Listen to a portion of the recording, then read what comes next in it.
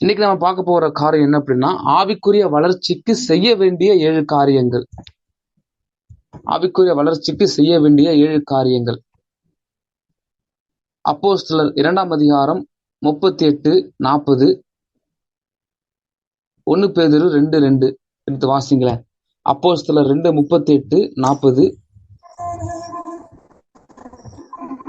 பேதுரு அவர்களை நோக்கி, நீங்கள் மனம் திரும்பி ஒவ்வொருவரும் பாவியின் நாமத்தினாலே ஞானஸ்நானம் பெற்றுக் கொள்ளுங்கள், அப்பொழுது பரிசுத்த ஆவியின் வரத்தை பெறுவீர்கள். 40ஆம் வசனம். இன்னும் அநேக வார்த்தைகளினாலும் சாட்சி கூறி மாறுபாடுள்ள இந்த சந்ததியை விட்டு விலகி உங்களை ரட்சித்துக் கொள்ளுங்கள் என்றும் புத்தி சொன்னான். 1 பேதுரு 2:2.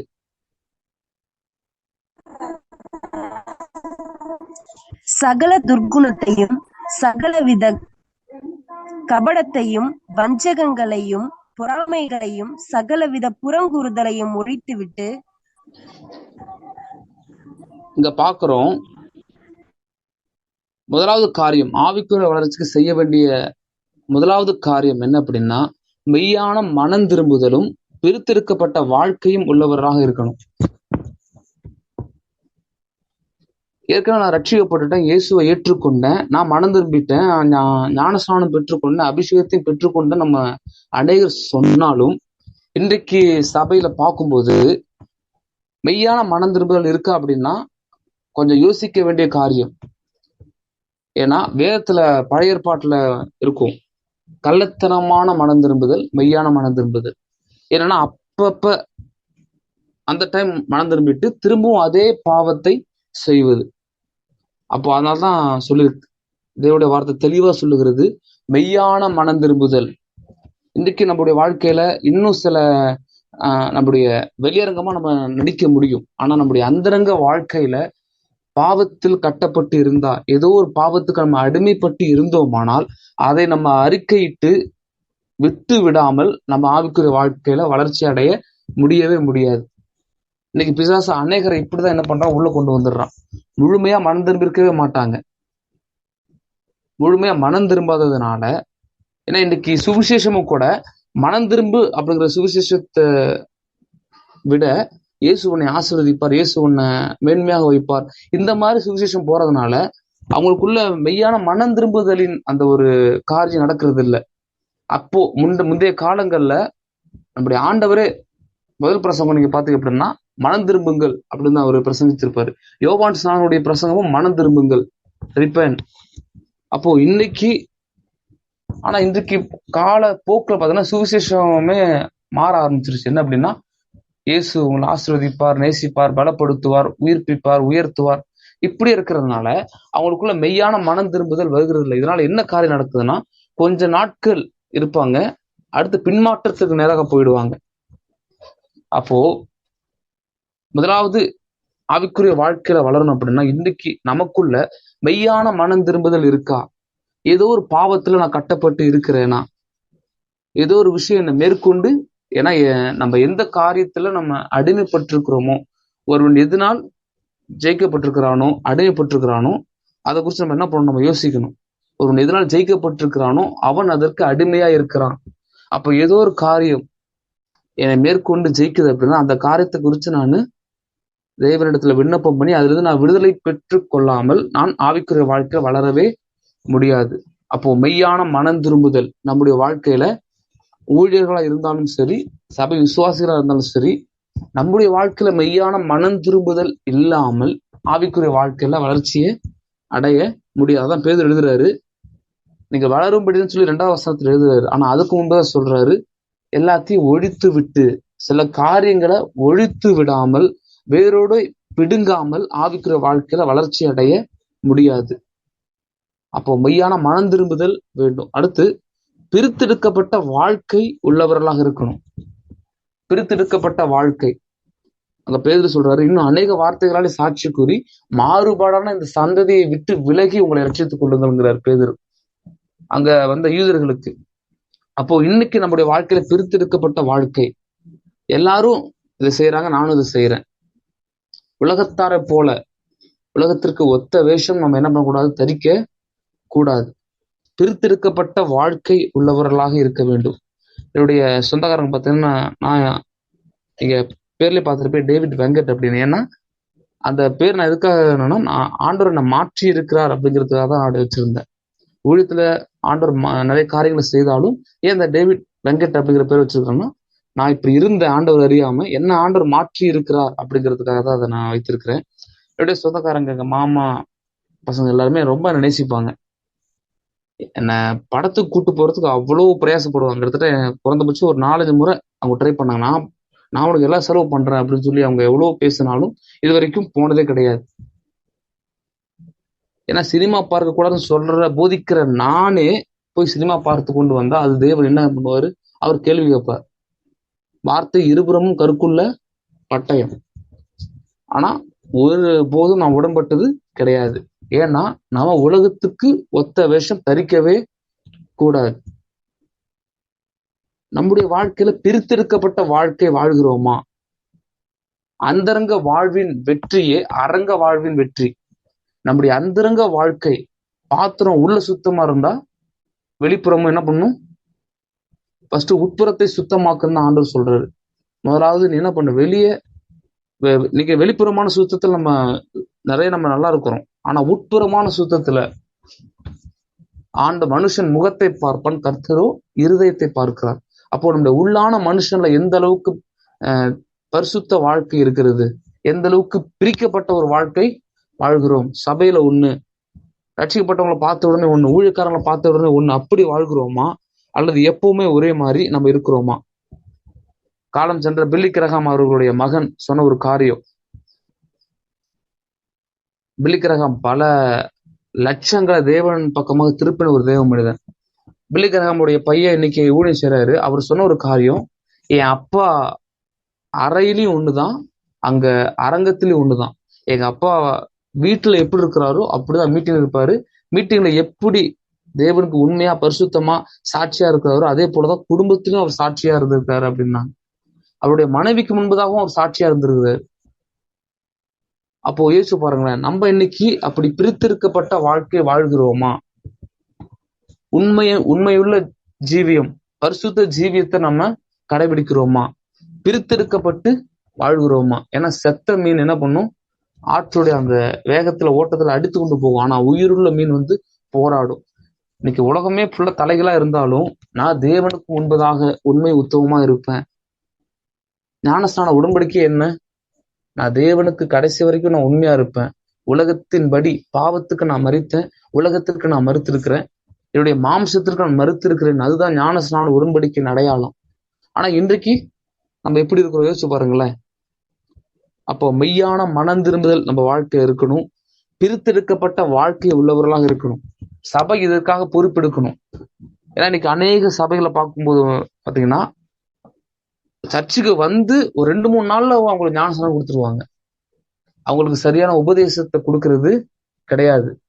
அவங்கள நல்ல ஒரு ஸ்ட்ராங் பிலீவரா, அவங்களுக்கு நல்ல ஒரு மெய்யான மன திரும்பலை பற்றியோ ஞானஸ்நானத்தை பற்றியோ அநேக இடங்கள்ல போதிக்காம, ஏதோ நம்ம ஒரு ஆத்மா வந்துருச்சு இதை விடக்கூடாதுன்னு சொல்லி அப்படி கொடுக்கறதுனாலதான் அவங்களுக்குள்ள இன்னும் பார்த்தோன்னா சுயம், இன்னும் சில மாம்சத்துக்குரிய காரியங்கள் அதிகமா இருக்கும். அதனால அவங்களால எழும்பி பிரகாசிக்க முடியாது. அவங்க எப்பவும் சபையாருக்கும் போதவருக்கும் ஒரு முள்ளாகத்தான் காணப்படுவாங்க. அப்போ ஆரம்பத்திலேயே நம்ம என்ன பண்ணணும்?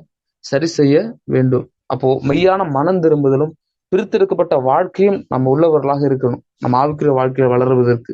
அடுத்து 2வது அப்போஸ்தலர் 2:42. அப்போஸ்தலர் 2:42.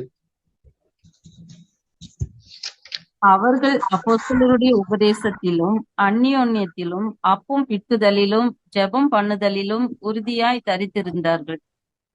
அவர்கள் யாருன்னா ஆதி திருச்சபை ரட்சிக்கப்பட்ட கூட்டம் அப்போஸ்தல உபதேசத்தில் நிலைத்திருந்தார்கள். 2வது காரியம், ஆரோக்கியமான அப்போஸ்தல உபதேசத்தில் நிலைத்திருக்க வேண்டும். இன்றைக்கு பலவிதமான உபதேசங்கள் இருக்கு. ஆதி திருச்சபைய பாரம்பரியம் தாக்கினது, துருபதேசம் தாக்கினது. ஆனா இவை எல்லாவற்றையும் மேற்கொள்ள ஆவியானவர் கொடுத்த உபதேசம் தான் இந்த அப்போஸ்தல உபதேசம். அப்போஸ்தலருக்கு இயேசு கிறிஸ்து போதித்தது, அப்போஸ்தலர் போதித்தது, இதுதான் நமக்கு அஸ்திபாரம். இந்த அஸ்திபாரத்தை தவிர வேற எந்த அஸ்திபாரத்தை நம்ம என்ன பண்ணக்கூடாது, இடம் கொடுக்க கூடாது. ஏன்னா இன்னைக்கு வஞ்சிக்கிற போதகங்கள் அதிகம். என்ன வேணாலும் நம்ம பாவம் செய்யலாம், ஆனா நம்ம பரலோகத்துக்கு போயிடுவோம், நம்ம ரட்சிப்பு நித்திய ரட்சிப்பு அப்படின்னு ஒருத்தர் சொல்றாரு. ரீசெண்டா இன்னொரு டாக்டரின் பார்த்தேன். இயேசு கிறிஸ்து பரலோகத்தை பத்தி பேசுறதை விட பணத்தை பத்தி தான் நிறைய பேசியிருக்காரு அப்படின்னு அவர் சொன்னாரு. உண்மைதான், பணத்தை பத்தி நிறைய காரியம் சொன்னாலும் ஆனா பாதாளத்தை பத்தி நிறைய பேசியிருக்காரு. அங்க போயிடக்கூடாது. அவ பாருங்களேன். அப்போ எப்படி எல்லாம் ஜனங்களை என்ன பண்றாங்க, இயேசு கிறிஸ்து உலகத்துல நம்ம நல்லா வாழணுங்கிறத பேசினாருன்னு அவங்க சொல்றாங்க. ஆனா பரலோகத்துக்கு ஏற்றவனாய் வாழும்படி இந்த உலகத்துல எப்படி வாழணுங்கிறத குறிச்சுதான் அவர் அதிகமா போதித்தார். அப்போ இந்த மாதிரி வஞ்சிக்கிற பிரசங்கங்கள், நயவஞ்சகமான பிரசங்கங்கள், கட்டுக்கதைகள், அப்போ இந்த இதுக்கு நம்ம என்ன பண்ணக்கூடாது. ஏன்னா கடைசி காலத்துல ஆண்டவர் எச்சரிச்சிருக்கிறாரு, கட்டுக்கதைகளுக்கு செவி கொடுத்து விசுவாசத்தை விட்டு சாய்ந்து போகும் காலம் வரும் அப்படின்னு. அப்போ ஆரோக்கியமான உபதேசம், அப்போஸ்தல உபதேசம். அப்போஸ்தல உபதேசம் இது அப்படின்னா நம்முடைய வேதத்துல மத்தேயு, மார்க்கு, லூக்கா, யோவான் இந்த 4 சுவிசேஷங்களையும் சேர்த்து நம்ம புதிய ஏற்பாடு முழுவதுமே அப்போஸ்தலர் 2 இந்த 42 இருந்து வெளிப்படுத்த விசேஷம் கடைசி வரைக்கும் இருக்கிற எல்லாமே அப்போஸ்தல உபதேசம் தான். ஏன் இன்னைக்கு அநேகர் வஞ்சிக்கப்படுறாங்கன்னா, ஏன்னா தேவனுடைய வார்த்தை சரியாக வாசிக்கிறதே கிடையாது. இந்த பிரசங்கம் அவங்க பிரசங்கம் இப்படிதான் கேட்கறாங்களே தவிர தனிப்பட்ட ரீதியில உட்கார்ந்து தேவ சமூகத்துல தேவனுடைய வார்த்தையை வாசிக்கிறதுல தியானிக்கிறது இல்லை. அதனாலதான் நிறைய பேர் என்ன பண்றாங்க, வஞ்சிக்கப்பட்டு போய்விடுறாங்க. அப்போ அப்போஸ்தல உபதேசத்தில் இந்த ஆதி திருச்சபைய பாரம்பரியம், ஏன்னா யூத பாரம்பரியம் யூதர்கள் என்ன பண்ணாங்க, விருத்த சேதனம் பண்ணாதான் இது ரட்சிக்கப்படுதுன்னு சொல்லி அனைவருக்கு போதித்தாங்க. அதை ஆவியானவர் உடைத்தார். அடுத்து மனுஷ கற்பனை, இப்படி இருந்தாதான் ரட்சிப்புன்னு சொல்லி மனுஷன் கட்டளை போட்டான். அதையும் ஆவியானவர் உடைத்தார். அப்போ இந்த பாரம்பரியத்தின் ஆவிய கர்த்தர் நிர்மூலமாக்கினார். அப்போ கிருபை உபதேசம் நமக்கு தெரியும், கிரேஸ் டாக்டரின், எப்படி வேணாலும் வாழலாம், இயேசு மன்னிப்பார், அரவணைப்பார், ஆற்றி தேற்றுவார், உன்னை மன்னித்து கொண்டே இருப்பார் அப்படிங்கிறது கிருபை உபதேசம். அடுத்து பார்த்தா செழிப்பின் உபதேசம், உன்னை பணக்காரனா மாத்துறதுக்காக தான் இயேசு மரித்தார் அப்படின்னு சொல்றாங்க. அப்போ இது செழிப்பின் உபதேசம். எப்பவுமே உனக்கு வாழ்க்கையில செழிப்பு இருக்கும். இன்னைக்கு அனைவரும் பார்த்தீங்கன்னா உபத்திரவங்களால பின்வாங்கினவர்களை விட கிறிஸ்தவ வாழ்க்கையில உபத்திரவங்களால பின்வாங்கினவர்களை விட ஆசீர்வதிக்கப்பட்டு பின்வாங்கி போனவர்கள் அதிகம். நல்லா இருப்பாங்க, அப்பா அப்பான்னு சொல்லி என்ன பண்ணுவாங்க, ஆரம்பத்துல நல்லா இருப்பாங்க. ஒரு பாடல் ஃபேமஸ் ஆனாலோ அல்லது ஏதோ ஒரு காரியத்துல நன்மை பெற்றதுக்கு அப்புறம் செய்யற காரியம் எல்லாமே தப்பாவே இருக்கும். ஏன்னா அப்படியே பின்வாங்கி போயிடுவாங்க. நம்ம வாழ்க்கையில உயர்வு வந்தா உயர்த்துகிற கர்த்தரை மட்டும் தான் பார்க்கணுமே தவிர அந்த உயர்வை பிடித்து கொண்டு கர்த்தரை விட்டுறக்கூடாது. ஒரு பழமொழி சொல்லுவாங்க, அரசனை நம்பி புருஷனை கைவிட்ட கதைங்கிற மாதிரி. அப்போ நம்முடைய ஆண்டவரை பிடிச்சுக்கணுமே தவிர ஆசீர்வாதத்தை பிடிச்சுக்கிட்டு கர்த்தரை என்ன பண்ணக்கூடாது, விட்டுற கூடாது. அப்போ அப்போஸ்தலருடைய உபதேசத்தில் நிலைத்திருக்க வேண்டும். அப்போ உபதேசத்துல நிலைத்திருக்கிற சபைதான் வளர்ச்சி அடையும். உபதேசத்துல நிலைத்திருக்கிற விசுவாசிகள், தேவனுடைய பிள்ளைகள், தேவ ஊழியர்கள் தான் பெரிய காரியங்களை சாதிக்க முடியும். ஏன்னா உபதேசத்தை மாற்றினவர்கள். பூர்வ எல்லைக்குறியை மாற்றாதேன்னு சொல்லி தேவனுடைய வார்த்தை சொல்கிறது. அப்போ இந்த பூர்வ எல்லைக்குறியை மாற்றி உபதேசத்தை மாற்றி ஜனங்களுக்காக தன்னுடைய பேர் பிரஸ்தாபத்துக்காக உபதேசத்தை மாற்றினவர்கள் தன்னுடைய வல்லமையை, தன்னுடைய மகிமையை இழந்திருக்கிறாங்க. தேவன் அவர்களுக்கு கொடுத்த சில மகிமையான காரியங்களை, விசேஷமான காரியங்களை இழந்திருக்கிறாங்க. அப்போ நம்ம சரியாக இருக்கணும், அப்போஸ்தல உபதேசத்துல நிலைத்திருக்க வேண்டும். அடுத்து அதே வசனத்துல அப்போஸ்தலர் 42 பார்க்கும்போது அந்யோன்யத்திலும், அதாவது ஐக்கியத்தில் நிலைத்திருக்க வேண்டும். அந்த 2:42 திரும்ப வாசிங்களேன். அப்போஸ்தலர் 2:42. அவர்கள் அப்போஸ்தலருடைய உபதேசத்திலும் அந்யோன்யத்திலும் அப்பம் பிட்கதிலும். அந்யோன்யத்திலும், அதாவது அந்யோன்யம்னா ஐக்கியம், ஃபெலோஷிப். பிரசங்கி 4:12 பாக்குறோம், முப்புரி நூல் சீக்கிரமாய் அறாது. அதாவது 3 நூல் சேர்ந்த அந்த நூல் என்ன பண்ண முடியாது, சீக்கிரமா அதை அறுக்க முடியாது. சீக்கிரமா அதை அறுக்க முடியாது, அருந்து போகாது அப்படின்னு பாக்குறோம். இன்னைக்கு ஒரு விசுவாசி தேவனுடைய பிள்ளை முதலாவது தேவனோடு ஐக்கியமா இருக்கணும். அந்த முதல் நூலா நான் சொல்றேன், தேவனோடு ஐக்கியமா இருக்கணும். ஏன்னா தேவனோடு எந்த ஒரு மனிதன் இருக்கிறானோ அவன் நிச்சயமாக ஜெயத்தின் மேல ஜெயம் பெற முடியும். ஜாய்ஸ் மேயர் இப்படியா சொல்றாங்க, நம்ம அநேக முறை தோற்று போவதற்கு காரணம், வெற்றி அடையாததற்கு காரணம் என்ன அப்படின்னா, நம்ம தேவனோடு சரியாக நேரத்தை செலவிடாததுதான். அப்போ இன்னைக்கு ஆவிக்குரிய வாழ்க்கையில வளரணும் அப்படின்னா தேவனுடைய சத்தத்தை கேட்கணும், தேவ சமூகத்துல காத்திருக்கணும். தேவ சமூகமே நம்மை வளர்க்கும் இடம். ஆவிக்குரிய வாழ்க்கையில வளர்வதற்கு தேவ சத்தத்தை கேட்டு நம்ம பழகணும். அப்போ தேவனோடு சரியான ஐக்கியம். எப்படி தேவனோடு சரியான ஐக்கியம் இருக்கிறதுனா ஜெபம். அதுதான் ஜெபம். தேவனுடைய வார்த்தையை தியானிப்பது, வாசிப்பது, ஆராதனை, சபைக்கு வருவது, கூட்டங்களுக்கு போவது, வீட்டில் இருக்கிற ஜெப கூட்டம் எதற்காகனா தேவனோடு நம்மை ஐக்கியப்படுத்துவதற்காக. இன்னைக்கு தேவனின்றி நம்மளால எந்த ஒரு காரியத்தையும் செய்ய முடியாது. நம்முடைய சுயத்தினாலாம் நம்ம ஒரு காரியத்தையும் மேற்கொண்டு ஜெயிக்க முடியாது. அப்போ முதலாவது தேவனோட நமக்கு ஐக்கியம் சரியாக இருக்கணும். அடுத்து ரெண்டாவது தேவ ஊழியனோடு நமக்கு ஐக்கியம் சரியாக இருக்கணும். ஆதி திருச்சபை தேவனோட ஐக்கியமா இருந்தாங்க. அடுத்து ரெண்டாவது ஊழியக்காரனோட ஐக்கியமா இருந்தாங்க. இன்னைக்கு நம்முடைய சபை மேய்ப்பனோட நமக்கு சரியான ஐக்கியம் இருக்கா? எத்தனை பேர் ஆவிக்குரிய தகப்பனை காயப்படுத்தி இருக்கிறோம்? நமக்கு வசனத்தை போதித்து நம்மை பலப்படுத்தினா நம்முடைய ஆவிக்குரிய தகப்பனை நம்ம வேதனைப்படுத்தி இருக்கிறோமா? உங்கள் மேல ஆவிக்குரிய ஊழியக்காரர், நம்ம மேல ஆவிக்குரிய ஊழியக்காரன் மனஸ்தாபமா இருக்காரா இல்ல மன சந்தோஷமா இருக்கிறாருங்கிறத யோசிச்சு பாருங்க. சில பேர் சொல்லலாம், என்னோட ஆவிக்குரிய தகப்பன் சரியில்லைன்னு அவர் காயப்படுத்துறாரு அப்படின்னு. அவர் காயப்படுத்தினா தவறாக இருந்தாலும் அதை கர்த்தர்கிட்ட தான் ஜெபிக்கணுமே தவிர மற்றவங்கள்ட்ட சொல்லி ஊழியக்காரருக்கு விரோதமா நம்ம பேசக்கூடாது. அப்போ நம்முடைய ஆவிக்குரிய தகப்பனை நம்ம நேசிக்கணும். நான் எங்க ஊழியத்துக்கு போனாலும் சரி, என்னுடைய ஆவிக்குரிய தகப்பன், நான் 2 பேருமே சொல்லுவேன். என்னுடைய ஆவிக்குரிய தகப்பன் வெஸ்லியாவை பத்தி நான் சொல்லுவேன். அப்புறம் பாஸ்டர் ஜேம்ஸ் எட்வர்ட் எங்களோட அரியலூர்ல பைபிள் வாழ்க்கை நடத்துறாங்க. என்னுடைய ஆவிக்குரிய தகப்பனை நான் எப்பவுமே கனப்படுத்துவேன். காரணம் என்னன்னா, நமக்கு ஒன்றுமே இல்லாதப்ப, ஆவிக்குரிய வாழ்க்கையை பற்றி ஒன்றுமே தெரியாதப்ப நமக்கு வசனத்தை போதித்து நம்மளை நடத்தினவர்கள் அவங்கதான். நம்முடைய சரீரப்பிரகாரமான பெற்றோரை போல ஆவிக்குரிய பெற்றோர் அவங்கதான். அவங்க உங்களை காயப்படுத்தினாலும் நீங்க அவங்கள நேசித்து கனப்படுத்துறது உங்களுடைய கடமை. கர்த்தர் அதை கேட்பார்.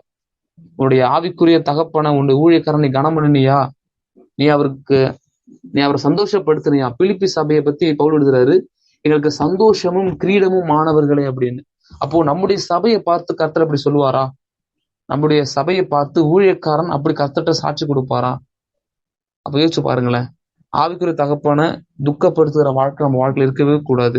ஏன்னா அது ஆசீர்வாதமாய் முடியாது நம்ம வாழ்க்கையில. அப்போ தேவ ஊழியக்காரனோட நமக்கு சரியான ஐக்கியம் இருக்க வேண்டும். நம்முடைய சபை மேய்ப்பனோட நமக்கு சரியான உறவு இருக்க வேண்டும். அடுத்து மூன்றாவது சக விசுவாசிகளோடு.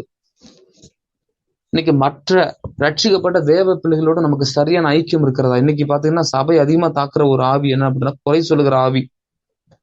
சாத்தானுக்குள்ள இருந்ததுதான் அந்த ஆவி. அவன் இரவும் பகம் குற்றம் சாட்டுகிறவன். அவருடைய தனிப்பட்ட ஊழியன்னு குறை சொல்வதுதான். இன்னைக்கும் பாத்தீங்கன்னா அந்த பிரதருடைய ஆவி சரியில்லை, இந்த சிஸ்டருடைய ஆவி சரியில்லை, இவங்க சரியில்லை, அவங்க சரியில்லை. அப்போ யோசிச்சு பாருங்களேன். இப்படி குறை சொல்லுகிற ஆவி கிரியை செய்து இதனால தேவனுடைய வல்லமை வெளிப்படுத்த முடியல. நன்றா செபிக்கக்கூடிய ஆட்கள் கூட, கடந்த நாட்கள் ஒரு சகோதரி கூட சொன்னாங்க, இதை நான் போன தடவை ஜூம் மீட்டிங்ல சொன்னேன். நல்ல ஆவிக்குரிய சகோதரி, நல்ல ஊழியம் செய்றாங்க. ஆனா அவங்கள பத்தி சில தவறான காரியங்களை பேசி பேசி போதகர்கிட்டே அந்த காரியங்கள் போய் அவங்க தற்கொலை எண்ணத்துக்கு நேராக போகக்கூடிய அளவுக்கு போனாங்க. ஆண்டவர் கிருபையா அந்த சகோதரிக்கு கவுன்சிலிங் கொடுத்து அவங்க வெளியே வந்து இன்னைக்கு அவங்க நல்லா ஆவியில வல்லமையாக எழுப்பி பிரகாசிக்கிறாங்க.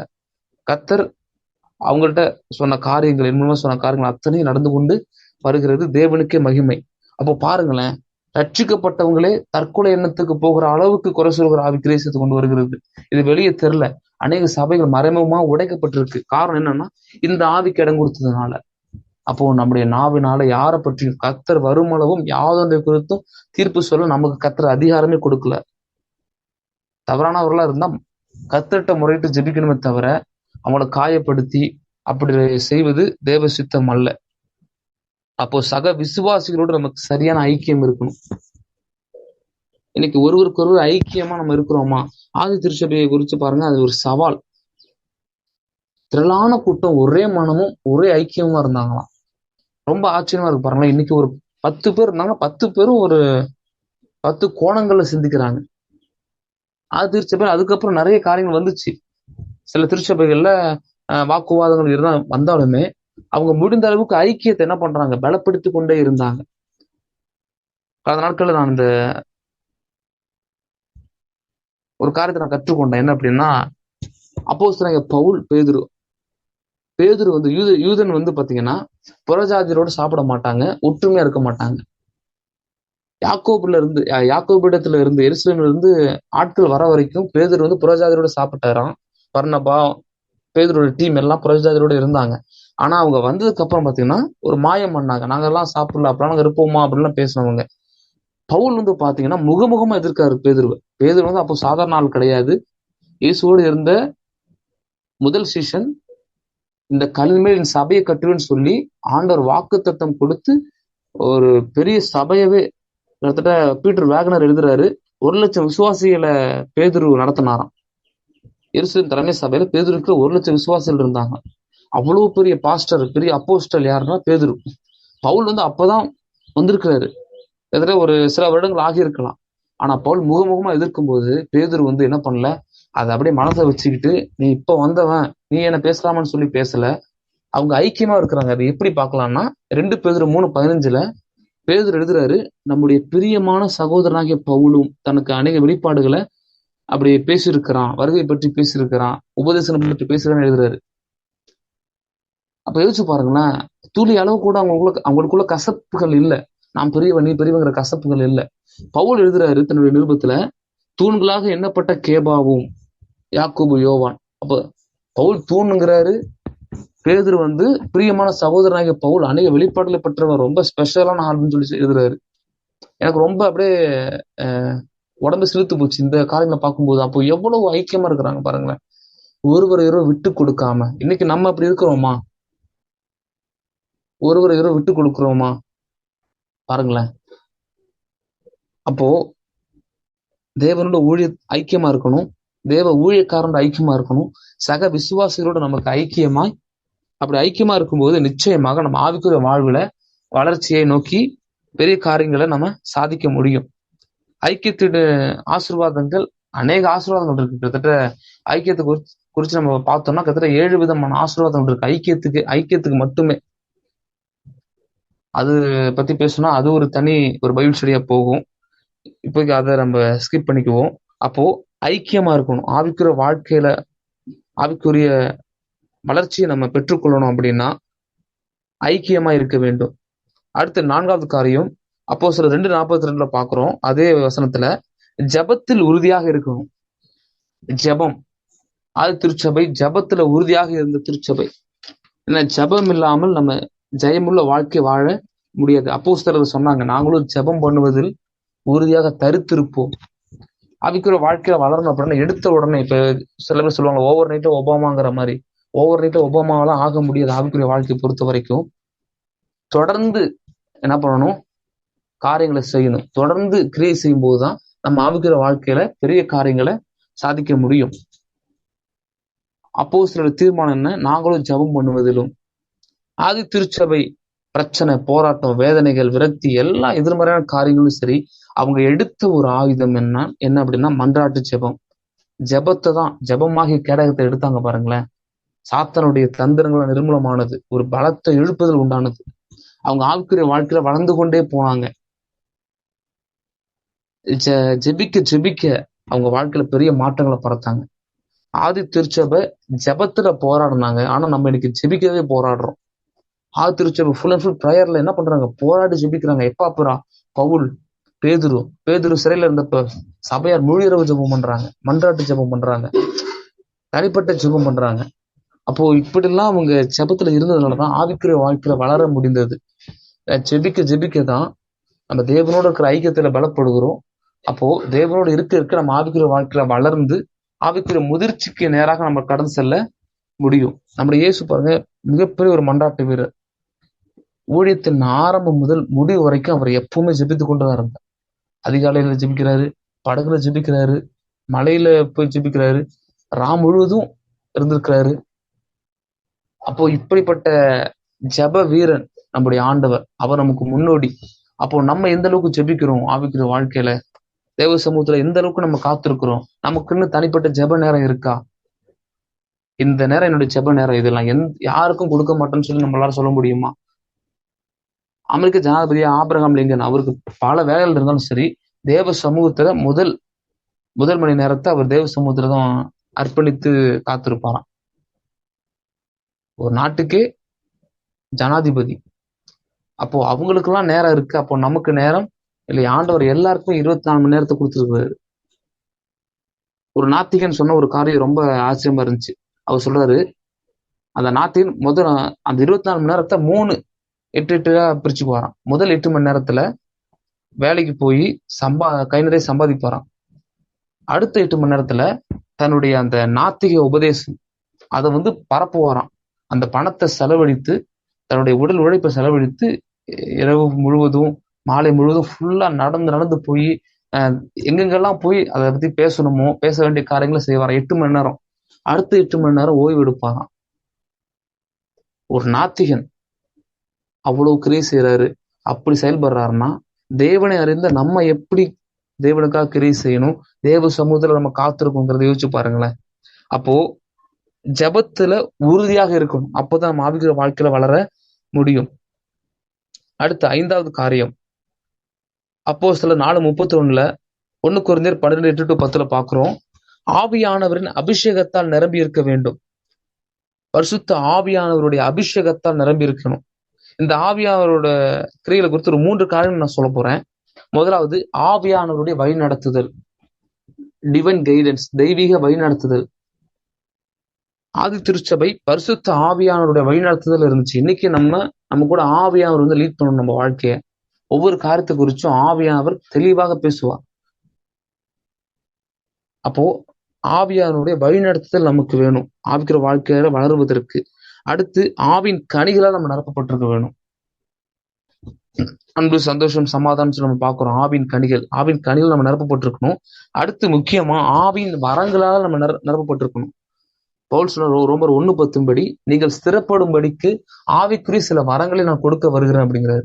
அப்போ நம்ம ஸ்ட்ராங்கா ஆகிறதுக்காக தேவன் கொடுப்பதுதான் ஆவியின் வரங்கள். ஆவியாருடைய அபிஷேகத்தை பெற்றுக்கொண்டு ஆவின் வரங்களை நம்ம என்ன பண்ணணும்? வாஞ்சித்து கேட்கணும். பிசாசிட்ட என்ன பண்ணணும்ல, அவன்கிட்ட நம்ம கேட்க தேவையில்லை. அவன் கேட்காம வருவான், கூப்பிடாம வருவான். ஆனா ஆவியாவர் கூப்பிட்டா தான் வருவாரு, கேட்டாதான் தருவாரு. நம்ம வாஞ்சிக்காம ஆவியாவர் ஒருபோதும் திணிக்க மாட்டார். நாவை பிடித்து என்ன பண்ண அந்நிய பாஷை பேசுனா அப்படிலாம் பண்ண மாட்டார். வாஞ்சையை தருவார். நம்ம விசுவாசத்தோட ஜெபித்து நம்ம வரங்களை என்ன பண்ணணும்? பெற்றுக்கொள்ளணும். ஒரு விசுவாசிக்கு குறைந்தபட்சம் 2 வரங்களாவது இருக்குன்னு சொல்லி ஒரு பரிசுத்தவான் சொல்றாரு. அப்போ ரட்சிக்கப்பட்டு தேவனை அறிந்து கொண்ட நமக்குள்ள ஆண்டவர் சில வரங்களை கொடுத்திருக்கிறாரு. அந்த வரங்களை நம்ம அனல் மூட்டி எழுப்பும் போது நம்ம ஆவிக்குரிய வாழ்க்கையில பெரிய காரியங்களை வளர்ச்சிக்கு நேராக போக முடியும். அப்போ ஆவின் வரங்கள், ஆவின் கனிகளும் ரொம்ப அவசியம். சில பேர் கனிகளை மட்டுமே முக்கியத்துவப்படுத்துவாங்க, வரங்களை விட்டுருவாங்க. சில பேர் வரங்களை மட்டுமே முக்கியத்துவப்படுத்துவாங்க, கனிகளை விட்டுருவாங்க. நமக்கு ஆவின் வரங்களும் வேணும், ஆவின் கனிகளும் வேணும். சில பேர் சொல்லுவாங்களா, அன்பு மட்டுமே போதும், அற்புதம் தேவையில்லை. அன்பும் தேவை, அற்புதங்களும் தேவை. அவைகளையும் செய்ய வேண்டும், இவைகளையும் விட்டு விடாதிருக்க வேண்டும் என்பதுதான் தேவனுடைய போதனை. அப்போ கனிகளால் நிரப்பப்பட்டிருக்கணும், ஆவின் வரங்களால் நிரப்பப்பட்டிருக்கணும், ஆவிக்குள்ளாக ஜெபிக்க வேண்டும். ரொம்ப முக்கியமான ஒரு காரியம் ஆவிக்குள்ளாக ஜெபிப்பது. அந்நிய பாஷையில ஆவிக்குள்ளாக ஜெபிப்பதுதான் அற்புத மண்டலத்திற்கான ஒரு திறவுகோல். ஆவிக்குரிய வளர்ச்சிக்கான ஒரு திறவுகோல் என்னன்னா, ஆவிக்குள்ளாக ஜெபிக்கணும். அந்நிய பாஷையில அதிகமாக தேவனோடு நம்ம என்ன பண்ணணும்? உறவாடணும். அப்படி உறவாடும் போது நம்முடைய விசுவாசம் பலப்படும். நம்முடைய ஆவிக்குரிய வாழ்க்கை இன்னும் அதிகமாக ஸ்திரப்பட்டு அநேகருக்கு ஆசீர்வாதமாய் மாறுவது நிச்சயம். அடுத்த 6வது காரியம், அப்போஸ்தலர் 17:11 எடுத்து வாசிங்களேன். அப்போஸ்தலர் 17:11. அந்த பட்டணத்தார் மனோவாஞ்சையாய் வசனத்தை ஏற்றுக்கொண்டு காரியங்கள் இப்படி இருக்கிறதா என்று தினந்தோறும் வேத வாக்கியங்களை ஆராய்ந்து பார்த்ததினால் தெசலோனிக்கேயில் உள்ளவர்களை பார்க்கிலும் நற்குணசாலிகளாய் இருந்தார்கள். இங்க பாக்குறோம், வேத வசனத்தின் மேல் வாஞ்சையாய் இருக்க வேண்டும். ஆவிக்குரிய வாழ்க்கையில ஆவிக்குரிய வளர்ச்சிக்கு நம்ம செய்ய வேண்டிய 6வது காரியம் என்ன அப்படின்னா, தேவ வசனத்தின் மேல வாஞ்சியா இருக்க வேண்டும். இன்னைக்கு தேவனுடைய வார்த்தையை வாசிக்கிறதுக்கு அநேகருக்கு சோம்பேறித்தனம். ஆண்டோர் இதை வாசிக்கிறவனும் இதை தியானிக்கிறவரும் இதன்படி கை கொள்ளுகிறவர்களும் பாக்கியவான்கள். அப்போ தேவனுடைய வார்த்தையை நம்ம அதிகமாக தியானிக்கணும். அப்போஸ்தலனாகிய பேதுரு எழுதுறாரு தன் நிருபத்துல 1 பேதுரு 2:3 திருவசனமாகிய களங்கமில்லாத ஞானப்பாலின் மேல் வாஞ்சையா இருங்கள். களங்கமற்ற ஞானப்பால். அப்போ தேவனுடைய வார்த்தை வந்து நமக்கு ஃபுட்டு, பலமான ஆகாரம், அப்பம், தேன், மன்னா, இந்த மாதிரி நிறைய காரியங்கள் சொல்லுவாங்க. தேவனுடைய வார்த்தை வந்து உணவுக்கு, நம்முடைய சரீரப்பிரமான உணவு போல தேவனுடைய வார்த்தை நம்முடைய ஆவிக்கு உணவு. நம்முடைய உள்ளான மனுஷன் வளர்ச்சி அடையணும், உள்ளான மனுஷன் பலப்படணும்னா, ஏன்னா 2 விதமான மனிதனை குறித்து பவுல் எழுதுறாரு, உள்ளான மனிதன், புறம்பான மனிதன். அப்போ இந்த உள்ளான மனிதனுக்கு தேவையான ஆகாரம் எது அப்படின்னா தேவனுடைய வார்த்தை. மனுஷன் அப்பத்தினாலே மாத்திரமல்ல, தேவனுடைய வாயிலிருந்து புறப்படுகிற ஒவ்வொரு வார்த்தையினாலும் பிழைப்பான். இந்த தேவனுடைய வார்த்தை நம்முடைய ஆவிக்குரிய வாழ்க்கைக்கு மிகப்பெரிய ஒரு ஆசீர்வாதம். இந்த வார்த்தையை வாசிக்க தியானிக்க கர்த்தருடைய வார்த்தை நம்ம அனல் உள்ளவர்களாய் மாற்றும், அதிகாரம் உள்ளவர்களாக மாற்றும், அறிவுள்ளவர்களாக மாற்றும், அதி சிறந்தவர்களாக மாற்றும், அர்ப்பணிப்பு உள்ளவர்களாக மாற்றும், அப்பழுக்கற்றவர்களாக பரிசுத்தவான்களாக மாற்றும், நம்மை ஆசீர்வாதமானவர்களாக மாற்றும். இது தனி ஒரு பைபிள் ஸ்டடி எடுக்கணும், தேவனுடைய வார்த்தையின் ஆசீர்வாதங்கள் அப்படின்னா. ஏன்னா அந்த அளவுக்கு மிகப்பெரிய ஒரு ஆசீர்வாதங்களை தன் உள்ள அடக்கி வைத்திருக்கிறது தேவனுடைய வார்த்தை. இது வந்து ஒரு பொக்கிஷம். இன்னைக்கு நம்ம கையில கிடைத்தது மிகப்பெரிய ஒரு பொக்கிஷம். பலருடைய உழைப்பு, பலருடைய தியாகம், பலருடைய ரத்தத்தை சிந்தி இந்த தேவனுடைய வார்த்தை இன்னைக்கு நம்ம கையில இருக்கு. இந்த வார்த்தையை நம்ம ஒருபோதும் அற்புதமா என்னக்கூடாது. ஏன்னா தேவன் இயேசு வார்த்தையா இருக்கிறார். அப்ப இந்த வார்த்தையோட நம்ம நேரத்தை செலவிடும் போது நம்ம இயேசுவோட நம்ம நேரத்தை செலவிடுறோம்.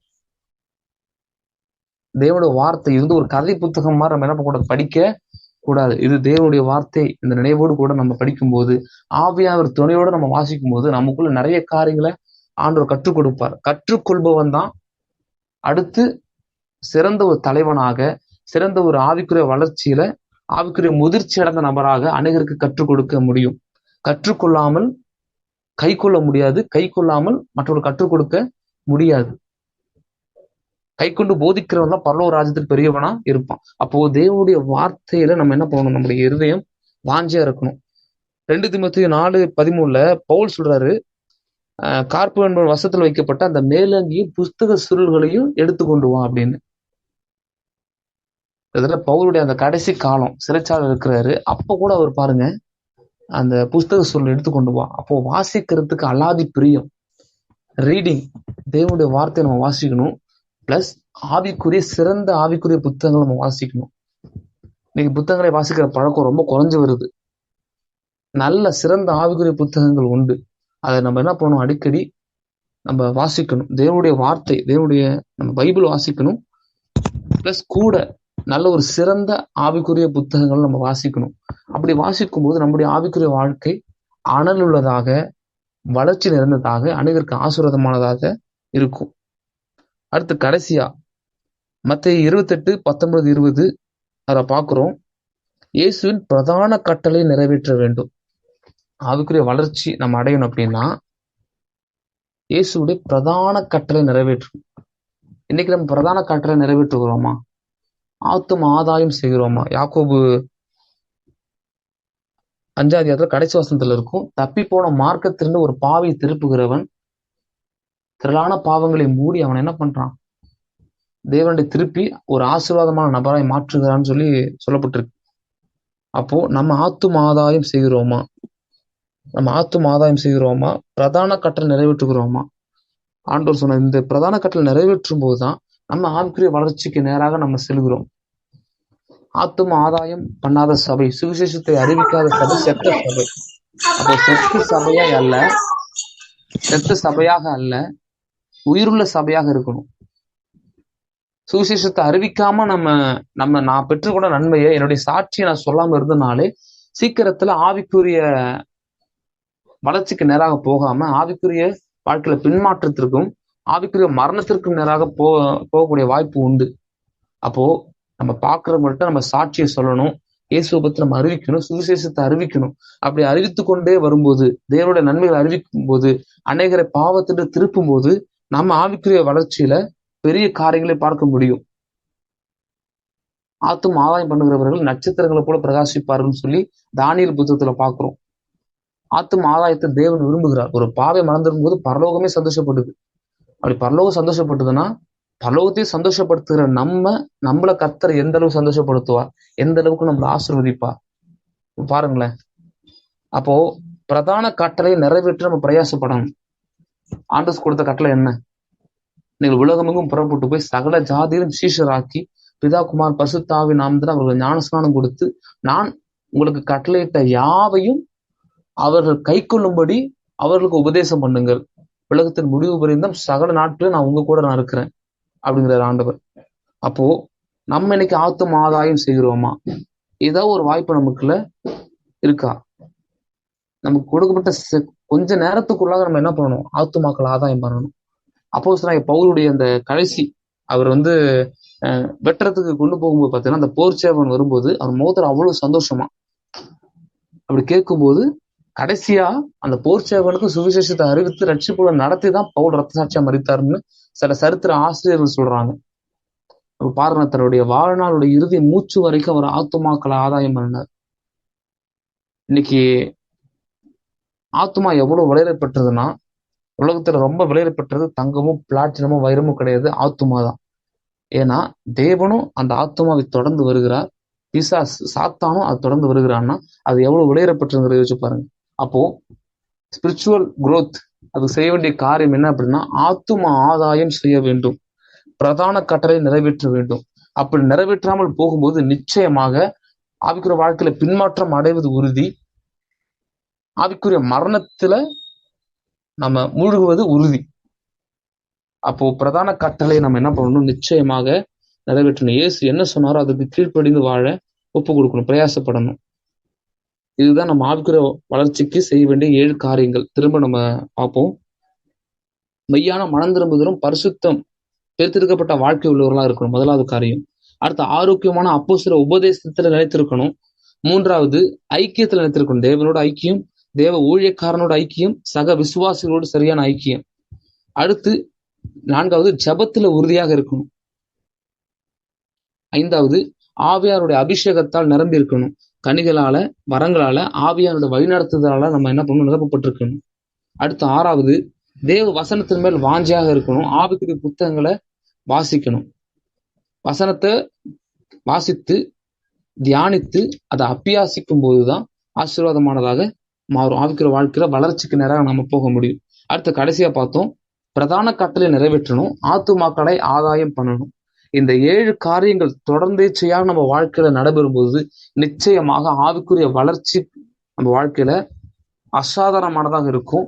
ஆவிக்குரிய முதிர்ச்சிக்கு நேராக நம்ம ஆவிக்குரிய முதிர்ச்சி அடைந்து அநேகரை ஆவிக்குரிய வளர்ச்சிக்கு நேராக நடத்த முடியும். அப்போ கற்றுக்கொள்ளணும், கை கொள்ளணும், கற்றுக் கொடுக்கணும். ஆவிக்குரிய வாழ்க்கையில தலைவர்களுக்கு நான் சொல்லுவேன், 3 வாழ்க்கையில அவசியம்: கற்றுக்கொள்ளுதல், கை கொள்ளுதல், கற்றுக் கொடுத்தல். இந்த 3ன்படி நம்ம இருக்கும்போது நிச்சயமாக கர்த்தர் பெரிய காரியங்களை செய்வார். நாம ஜெபித்து ஒரு விஷயம் நம்ம அர்ப்பணித்து ஜெபிக்கலாம். பிதாவே, இயேசுவின் நாமத்தினால ஆண்டவரே, ஆவிக்குரிய வளர்ச்சிக்கு செய்ய வேண்டிய 7 காரியங்களை ஆண்டவரே சூத்திர நாள் நாங்க கற்றுக்கொண்டோம். நீங்க இடைப்பட்டீர். இந்த வார்த்தைகள் ஏதோ வெறுமையாக போகாம எங்க வாழ்க்கையில இன்னுமாய் பலப்படுத்தும்படியாக ஒப்பு கொடுக்குறோம்ப்பா. நாங்க ஆவிக்குரிய வாழ்க்கையில வளர்ச்சிக்கு நேராக நாங்க செல்லணும். அதற்கு ஆண்டவரே இருக்க அப்பாற்பட்ட ஜெப ஆவிய அபிஷேகத்தை, வரங்களை, விண்ணப்பத்தின் ஆவிய கிருபைகளை, தாழ்ந்துகளை, பலனை நீங்க தரணும்னு ஜெபிக்கிறோம்ப்பா. ஆண்டவர் 7 காரியங்கள் உங்க வாழ்க்கையில பூரணமாய் கிரியை செய்யணும்னு ஒப்பு கொடுக்குறோம்ப்பா. பூரண புருஷனாக நாங்கள் மாற ஆண்டவரே உமக்கு பிரியமுள்ள வாழ்க்கை வாட எங்களை ஒப்பு கொடுக்கிறோம். இந்த நாள் இந்த வார்த்தைகளை ஆசீர்வதித்து தாரும். இந்த வார்த்தைக்கான அபிஷேகங்கள், வரங்கள், கிருபைகள் ஒவ்வொரு மேல ஊற்றப்படட்டும், பலத்தால் இடைக்கட்டும், பயன்படுத்தும். உங்க நாமம் மாத்திரம் மகிமைப்படட்டும். இயேசுவின் நாமத்தில் பிதாவே, ஆமென்.